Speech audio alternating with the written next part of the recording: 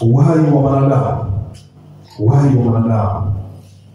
Kwa tukiangalia tuanze na Mungu Baba. Yeye ndio muumbaji, yeye ndio mpangaji wa mwanadamu. Kisoma ile Mwanzo 1:26, tusome ile Mwanzo 1:26. Yeye Mungu Baba ndio aliyetoa wazo na tufanye mtu kwa mfano wetu na sura yetu. Haliotoa mpango hapa, yeye mwenyewe ni Mungu Baba. Tusome ile Mwanzo 1:26. Yeye ndio chanzo cha upangaji. Yeye ndio aliyetoa wazo na kwamba tumfanye mwanadamu na akawezesha. Mwanzo 1:26. Mwanzo 1:26 nasema, Mungu akasema, na tumfanye mtu kwa mfano wetu, kwa sura yetu, wakatawale samaki wa baharini na ndege wa anga na wanyama na nchi yote pia, na kila chenye kutambaa kitambaacho juu ya nchi. Kwa sasa hapo tunaona Mungu Baba yeye ndio chanzo cha uumbaji. Yeye ndio alitoa wazo na tufanye. Yeye ndio alitoa wazo na ule mpango mzima, akiwaambia nafsi zingine ya Mwana pamoja na Roho Mtakatifu kwamba tufanye mtu kwa sura yetu, tumfanye mtu kama sisi tulivyo. Kwa hiyo ndio alikuwa anatoa mawazo, akatoa mamlaka ya uumbaji yatimie. Ni Mungu Baba. Soma Efeso 5:9. Soma hiyo Efeso 5:9. Efeso 5:9. Kwa hiyo tunaona Mungu Baba ndio aliyeumba vitu vyote kupitia kwa Yesu Kristo. Efeso 5:9. Mtume Paulo anatuambia kwamba Mungu Baba ndio aliyeumba vitu vyote kupitia kwa Yesu Kristo. Tusoma Efeso sura 3:9. Na kuwaangaza watu wote wajue habari za madaraka ya siri hiyo, ambayo tangu zamani zote ilisitirika katika Mungu aliyeviumba vitu vyote. Kwa sasa tunaona Baba ndio mtu aliyopanga mamlaka na vitu vyote. Vitu vyote vilitokana na ile mpango wa amri yake. Yeye aliyesema na tufanye mtu kwa mfano wetu. Tuangalie sasa pia hii nafsi ya pili ambayo ni neno. Tunamuita mwana.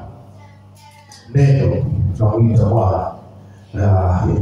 Kabla ya Yesu Kristo kupata mwili alikuwa anaitwa neno. Kwa neno, yeye neno ni ile neno lililotoka kwenye kinywa cha Mungu.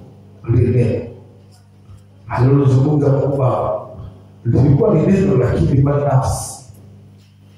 Yesu kabla kuzilika katika mwili hakuwa anajulikana kama Yesu. Yesu ni jina la Mungu lilikuja baadaye. Yeye alikuwa anaitwa neno. Kwa Mungu Baba alikuwa akizungumza neno lake kwa Yesu. Na lile neno alikuwa kama maneno ya kawaida lakini ilikuwa ni nafsi kamili. Tujifunza katika somo la Yesu Kristo. Ukisoma ile Yohana 1:3 nasema yote vilifanyika kwa hiyo wala pasipo yeye hakufanyika chochote. Tusome ile mwanzo ile Yohana 1:3. Yohana 1:3. Yohana 1:3 nasema vyote vilifanyika kwa huyo wala pasipo yeye hakikufanyika chochote kilichofanyika. Kwa hiyo hapa tunaona kwamba Yesu ndiye neno ambalo Mungu Baba alitaka. Ilikuwa kama neno lakini nafsi. Na ni Mungu kamili. Kwa hakuna kitu kilichofanyika. Kila kitu kilifanyika kupitia neno. Hakuna kitu ambacho kimefanyika. Kila kitu kilifanyika na kushikamana na neno. Kwa hiyo na hapo tunajifunza. Pia tuangalia Kolosai 1:16 na ile 17. Kolosai 1:16. Tunasema kwa kuwa vitu vyote viliumbwa. Tusome hiyo Wakolosai 1:16 na 17. Amen. Kwa kuwa katika yeye vitu vyote viliumbwa, vilivyo mbinguni na vilivyo juu ya nchi, vinavyoonekana na visivyoonekana, ikiwa ni vitu vya enzi au usultani au enzi au mamlaka. Vitu vyote viliumbwa kwa njia yake na kwa ajili yake. Naye amekuwako kabla ya vitu vyote, na vitu vyote hushikana katika yeye. Kwa tunaona hapa Mwana ndio mtendaji wa lile neno ambalo Baba alizungumza. Kwa lile neno ni Yesu Kristo katika nafasi ya Baba. Tuangalie pia Roho Mtakatifu. Roho Mtakatifu yeye analeta pumzi na uhai ndani ya uumbaji na vitu vikawa. Roho Mtakatifu ndiye aliyetia pumzi ya uhai. Kama tulivyosoma katika ile Mwanzo 2:7, Bwana Mungu akapulizia pumzi ya uhai kwa mwake, mtu akawa nafsi yake. Kwa hiyo Roho Mtakatifu ndiye mtiaji pumzi ya Mungu na vitu vikawa. Pasipo yeye vitu visingekuwa kusikia. Kwa yeye ndio mtiishaji wa pumzi na vitu vyote vikaweza kuwa hai. Pasipo yeye hakuna kitu chochote ambacho kingeweza kuwa. Kwa hiyo ile yeye Roho Mtakatifu aliyobeba ile pumzi ndio nguvu ya uhai wa vitu vyote kwako. Roho Mtakatifu kwa nafasi yake yeye ndio uzima wa vitu vyote. Pasipo yeye tunaona vitu vyote, hata mwanadamu alikuwa mfupi juu ya udongo. Sisi tunapotuona hivi tusingekuwa hivi hai, tungekuwa tu mfupi.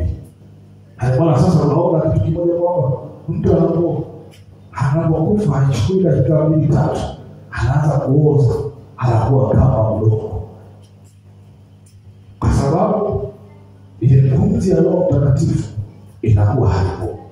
Kwa pumzi ya Roho Mtakatifu, hata kama mwili mzima kila kitu, isipokuwepo ile pumzi, mwanadamu ni sawa na udongo.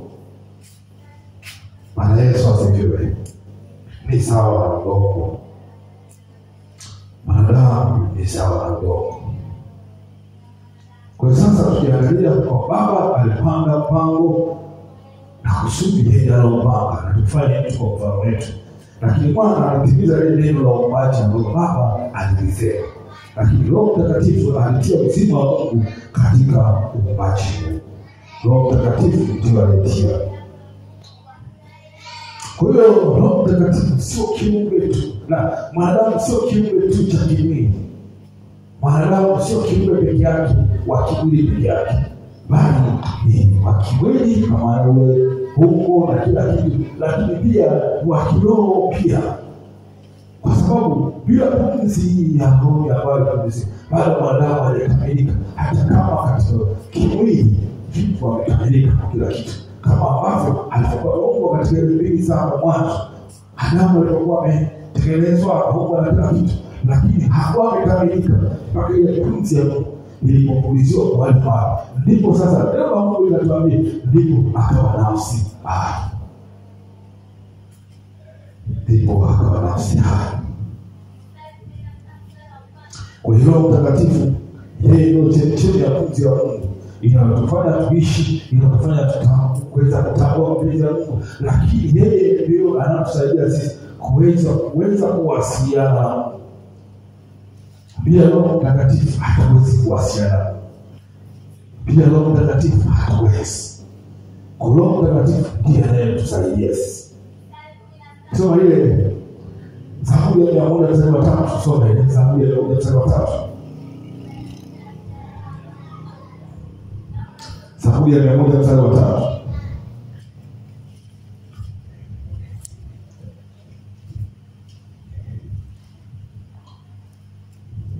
Amen. Tasoma, jueni kwamba Bwana ndiye Mungu, ndiye aliyetuumba na sisi tu watu wake na kondoo wa malisho yake. Kwa hiyo Roho Mtakatifu ndiye mtendaji wa uhai ndani ya wanadamu. Roho Mtakatifu bila yeye mwili kiwili tu. inakuwa ni kiwiliwili tu. Roho Mtakatifu ndio mtendaji wa uhai ndani ya maisha yetu. Bila yeye inakuwa ni kiwiliwili kisichokuwa na roho. Lakini kwa uwepo wake mwanadamu anakuwa hai kimwili na kiroho pia. Bwana Yesu asifiwe. Bwana Yesu asifiwe. Somo ile halikuwa na ufunuo asili moja kubwa sana. Ayubu 34 tusome mstari wa 14 na 15. Anaanza kumuelezea siri ya Roho Mtakatifu ya uumbaji. Kama akimwekea mtu moyo wake, akijikusanyia roho yake na pumzi zake, wenye mwili wote wataangamia pamoja nao, wanadamu watarejea tena kuwa mavumbi. Anamaanisha nini? Kama akirudisha roho yake kwake, kama Roho Mtakatifu ataamua, kama tunavyoona watu wanavyokufa sivyo, mtu anaondoka, ni kwamba pale Roho Mtakatifu anasema kama Roho Mtakatifu ataamua kurudisha pumzi yake, roho yake kwake na pumzi yake kwake, ndipo sasa hii nyama itapoondoka na kuanza kurudi kuwa udongo. Ndipo alikuwa anapotuambia hapa, itatokomea pamoja na mtu atarudi kwa udongo. Na ndivyo ilivyo katika uhalisia. Tunaona ile pumzi ya Mungu ambayo ni roho, pumzi ya Roho Mtakatifu inapoondoka juu ya mwanadamu. Alikuwa alijua siri, ndio maana akasema hapa kama akirudisha roho yake, kama atamshika roho yake na pumzi yake, basi nyama ile anazungumza roho itaondoka na kurudi, na mwanadamu atakuwa udongo, atarudi mavumbi. Kwa hiyo sasa hapa tunaona kwamba inaonyesha kwamba sisi tunategemea moja kwa moja uhai wa Roho Mtakatifu katika maisha yetu. Ili tuwe hai, hajia bali ile tu mwanadamu anazaliwa tena pumzi. Sasa hashia ile hali ya mahusiano ya kuzaliwa upya. Ile kuzaliwa upya tutakuja kuiona mbele. Roho Mtakatifu. Bwana Yesu asifiwe. Bwana Yesu asifiwe. Kwa hiyo yeye ndiye anahifadhi pumzi na uhai ndani yetu kila siku. Roho Mtakatifu. Roho Mtakatifu. Sasa tuangalie uhusiano wa uhai na tunamtashia hapo. Kama uhusiano wa uhai, uhusiano wa Roho Mtakatifu na uhai wa mwanadamu. Uhusiano wa Roho Mtakatifu na uhai wa mwanadamu. Kwa hiyo sasa tunaona hapa Roho Mtakatifu ambaye ndio pumzi, yeye ndio anaitisha mpaka mwili unakuwa na ule uhai, ni uhai wa Mungu ndani ya mwanadamu. Yeye ndio chanzo cha ule uhai na uzima. Pasipo yeye hakuna chochote, na yeye tangu Adamu alipoumbwa mpaka sasa, yeye ndio anaendelea kuweza kuisha, na yeye ndio anatupa nguvu. Pasipo yeye sisi hatuna chochote kuweza kufanya. Tunajifunza nini katika hiyo? Tunaona Roho Mtakatifu ndio pumzi ya uhai wa kiungu ndani yetu. Roho Mtakatifu ndio pumzi ya uhai wa kiungu ndani yetu. Tunapopokea Roho Mtakatifu tunapata pumzi mpya. Roho Mtakatifu ndiye pumzi ya uhai wa kiungu ndani yetu. Tunaangalia uhusiano wa Roho Mtakatifu na uhai wa mwanadamu. Kwa Roho Mtakatifu ndiye pumzi ya uhai wa kiungu ndani yetu.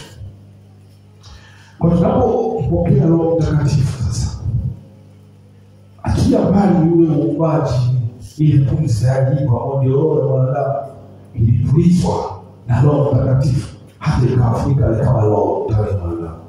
Lakini sasa tunapokuja kupokea Roho Mtakatifu, sasa tunafanya kuwa upya, tunapokea pumzi mpya ya maisha ya kiungu ndani yetu, na ile maisha mapya ya uhai.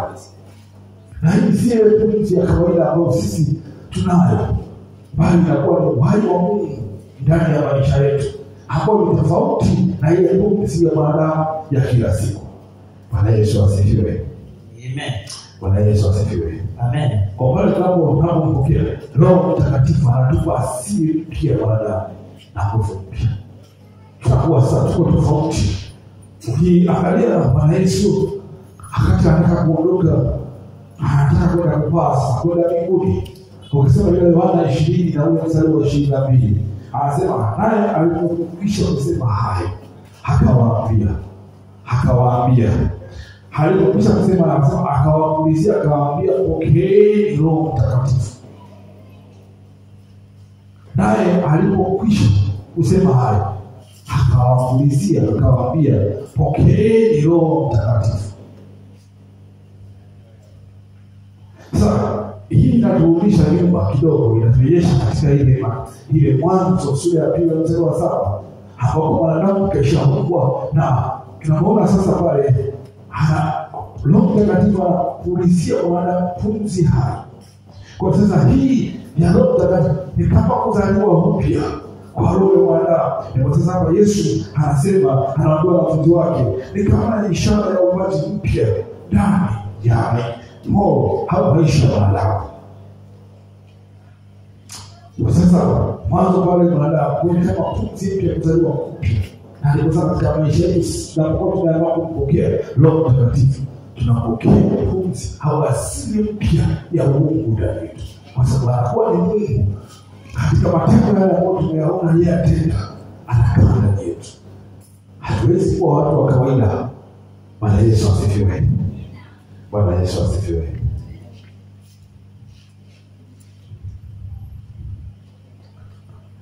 Kwa hii ni picha, ni ishara ya kuzaliwa upya.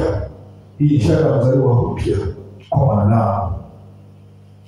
Roho Mtakatifu anapoingia ndani yetu, yeye anafufua roho iliyokufa.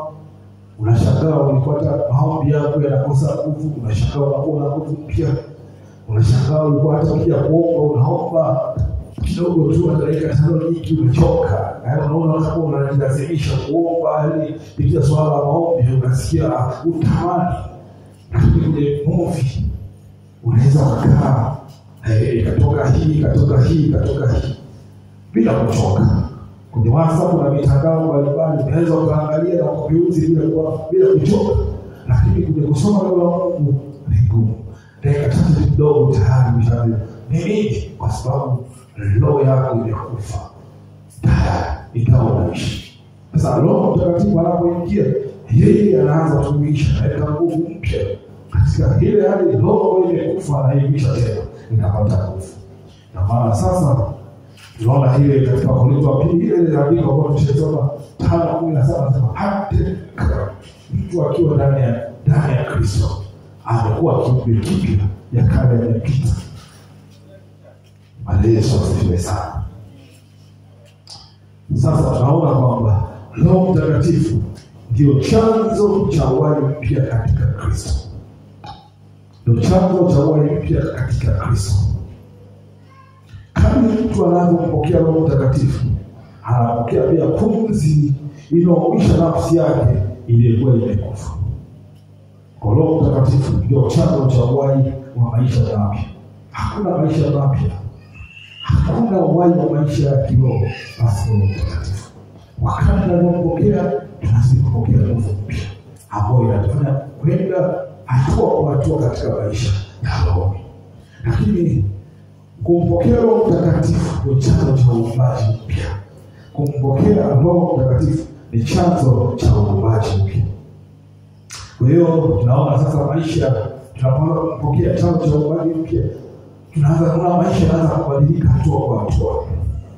Ulikuwa unaona sasa yale mambo ya kale unayafanya, unashangaa sasa kiu ya kutenda dhambi inaondoka. Ulikuwa na zile tabia za zamani, kama ulikuwa unakunywa pombe, unaona pombe kia pombe inakata. Kwa nini? Roho Mtakatifu ndiye anayekata ile kiu ambayo kwa nguvu zangu wewe huwezi. Ila Roho Mtakatifu, yale maisha yote ya zamani Unataka kusema uongo na Roho Mtakatifu anakuzuia. Yesu asifiwe. Anakupa andiko sisi. Kwa sababu zile sheria zimeandikwa ndani ya mioyo yetu, haziko tena katika vipande vile vya mbao, hazipo ndani ya mioyo yetu. Ni Roho Mtakatifu ambaye anakuwa anaziachia zile sheria. Sasa zipo ndani yetu. Kwa hiyo sasa tunaona Roho Mtakatifu yeye anatupa sasa kutoka kwenye dhambi kwenda kwenye haki, kutoka kwenye mauti kwenda kwenye uzima wa milele.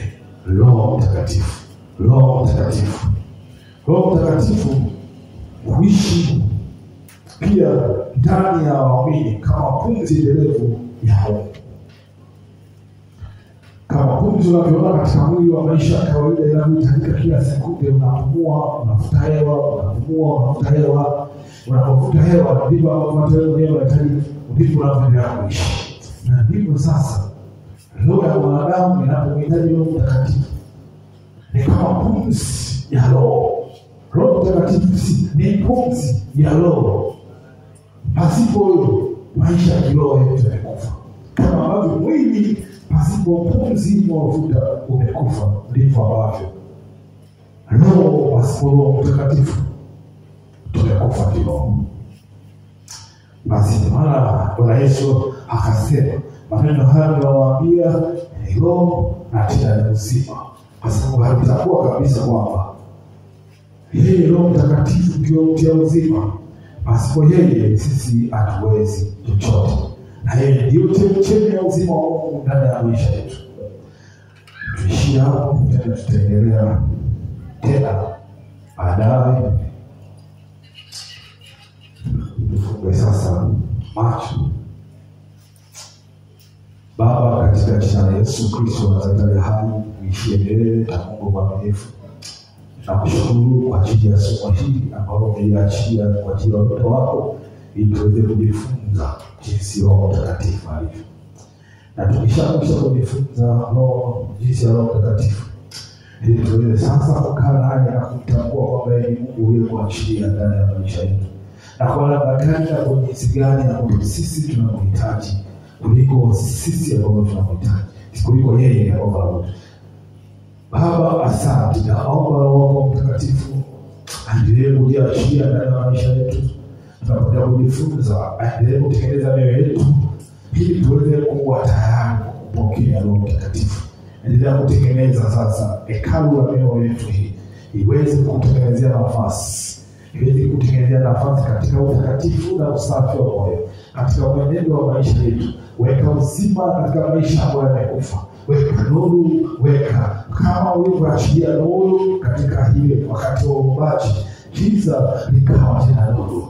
Katika ukioka na utaratibu, ni wewe ulioweka uzima ukiwa umeyatabia. Na sasa katika maisha yetu haya, nasi tunakutazamia wewe kwa sababu tunakutukimbia tena.